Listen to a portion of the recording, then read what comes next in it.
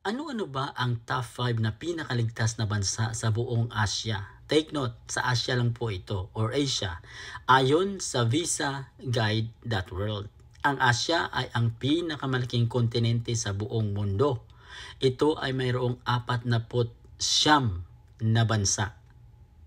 Tanong, ano ba ang pinakaligtas na mga bansa sa buong Asya? Makinig po kayong mabuti dahil 5 sa mga bansa na ito ay maraming mga OFW or napakagandang pagtrabahoan ng mga OFW.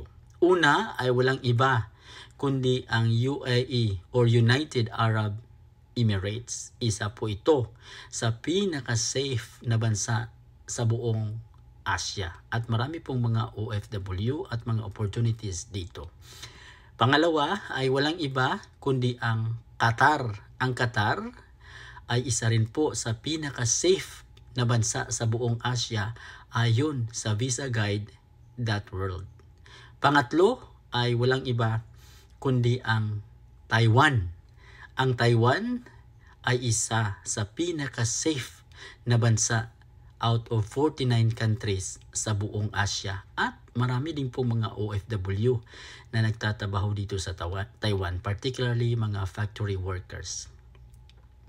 Pang-apat ay walang iba kundi ang Oman. Oman ay ang isa sa pinaka-safe na bansa sa Gulf region at sa buong Asya. Marami din pong mga OFW na nagtatrabaho dito sa Oman.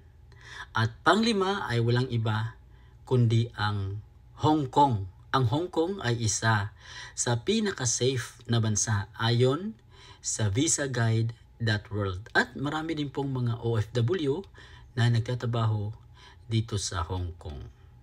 Maraming salamat po. Paki-like at paki-share sa ating channel.